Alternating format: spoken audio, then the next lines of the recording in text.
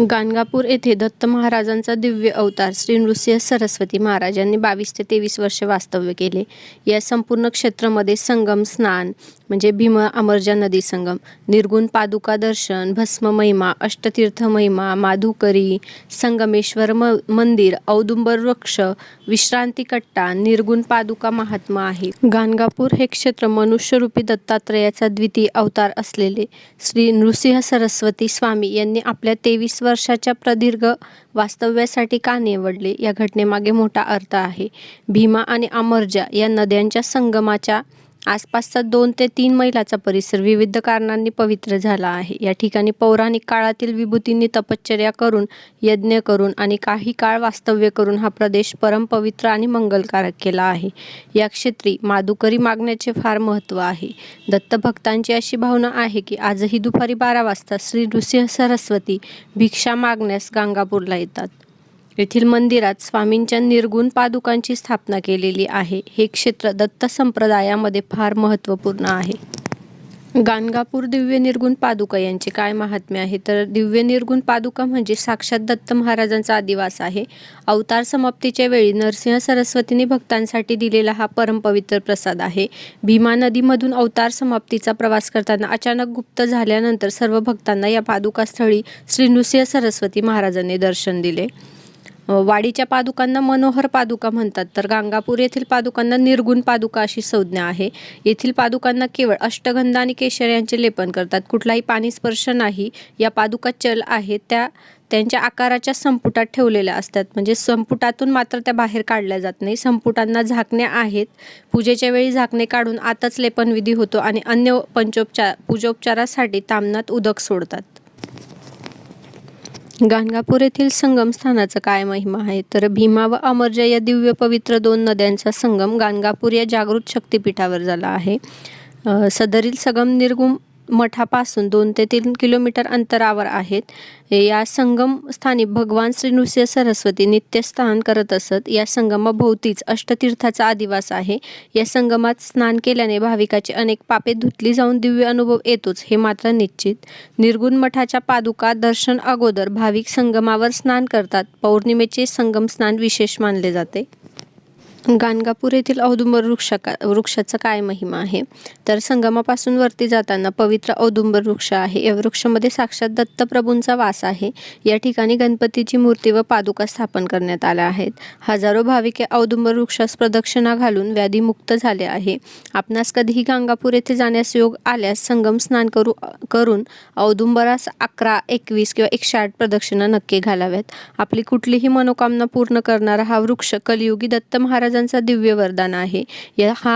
या दिव्य वृक्षाखाली अनेक सिद्ध भाविक गुरुचरित्र या ग्रंथाचे पारायण करत असतात.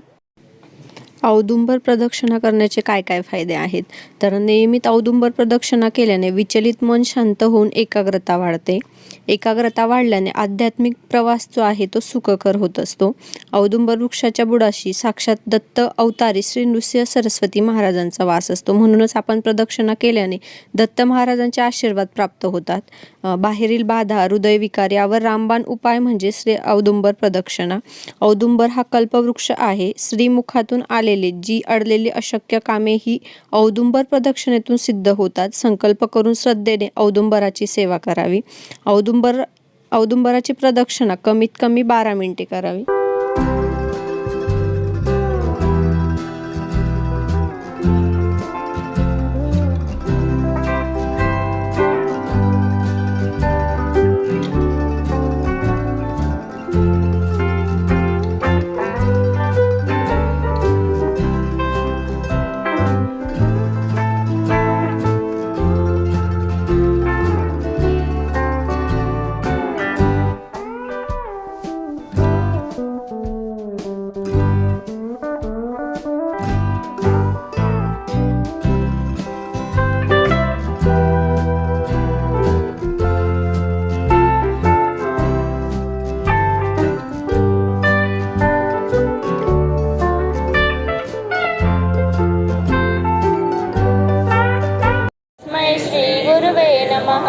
श्री स्वामी समर्थ महाराज की जय.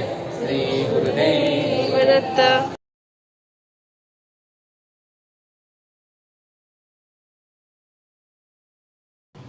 संगमावरून आपल्याला गाणगापूरमध्ये जाताना रस्त्यातच आपले श्री स्वामी समर्थ प्रधान केंद्र आहे.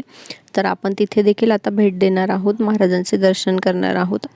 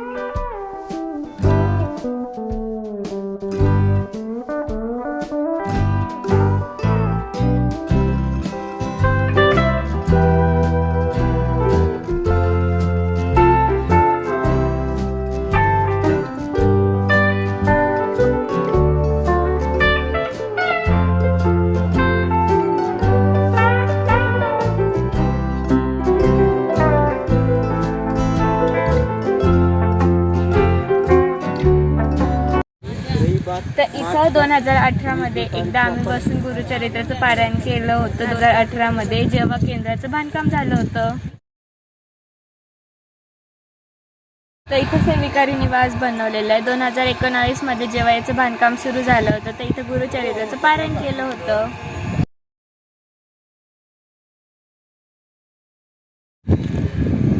एक दिवसीय गुरुचरित्र पारायण करण्याची 2 वेळा आम्हाला इथे संधी मिळाली, त्याबद्दल गुरुमाऊलींची खरंच खूप खूप आभार. बऱ्याच जणांना गुरुचरित्र पारायण करण्याची गाणगापूरमध्ये इच्छा असते, तर आपण इथे राहून म्हणजेच सेवेकरी निवास त्यासाठीच उभारण्यात आलेला आहे. आपण इथेच राहून आपण गाणगापूरला गुरुचरित्र पारायण जे आहे ते करू शकतो. इथे 3 दिवसाची किंवा 7 दिवसाची जशी इच्छा असेल तसे तुम्ही पारायण करू शकता. तसेच सकाळ संध्याकाळ इथे प्रसादालय आहे, तिथे देखील महाप्रसादाचे नियोजन असते, तर तुम्ही त्याचा देखील लाभ घेऊ शकता. ज्यांनी गुरुचरित्र हा ग्रंथ वाचला असेल तर त्यांना माहिती असेल, अध्याय क्रमांक 48. एक शेतकरी होता, तो दत्तगुरू जेव्हा संगमावर स्नानासाठी जात असत तेव्हा प्रत्येक वेळी सकाळी दुपारी त्यांना नमस्कार करत. हे तेच शेत आहे, म्हणजे त्याच जमिनीवर जे आहे ते आपले स्वामी समर्थ महाराजांचा जो दरबार आहे तो इथे उभारण्यात आलेला आहे असे बरेच जण सांगतात.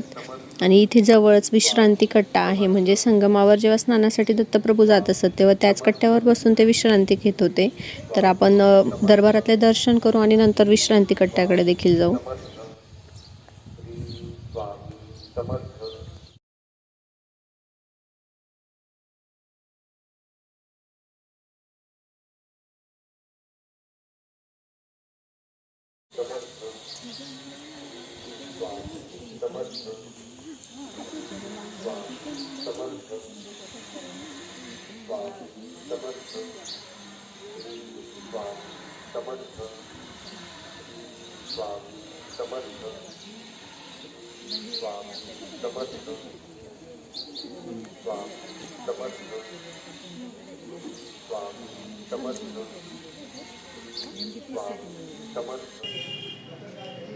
केंद्राच्या जवळच म्हणजे बॅक साईडला जो गेट आहे त्यातून आपण विश्रांती कट्ट्याकडे जात असतो.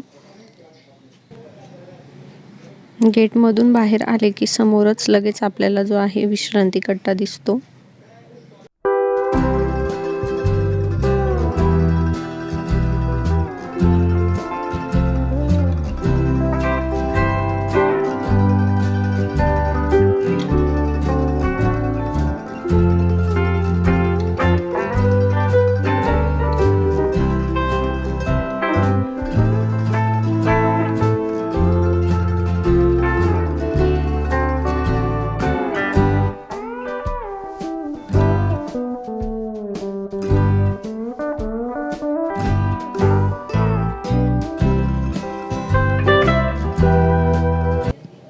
तुझे मनी काय वासना सांग त्वरित विस्तारून, शूद्र विनवे कर जोडून शेत आपुले पिकावे.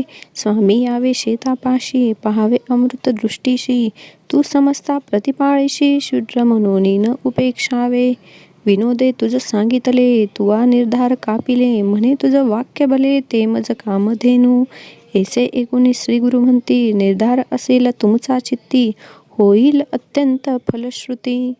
भक्तवत्सल ब्रीद तुझे ख्याती, ऐसे जगत तुझे वानिती, आम्हा देखील दृष्टांती, म्हणून चरणी लागले. नाना प्रकारे पूजा आरती, शुद्धसी करीतसे भक्ती.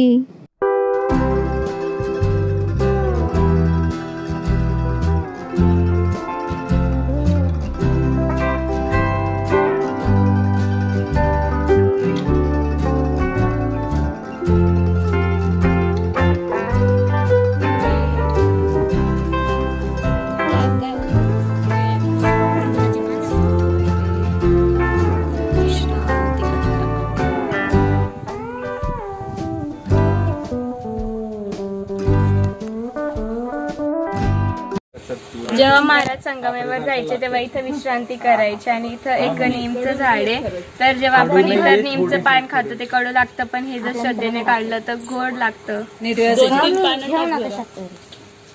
कशाला नको राहू दे.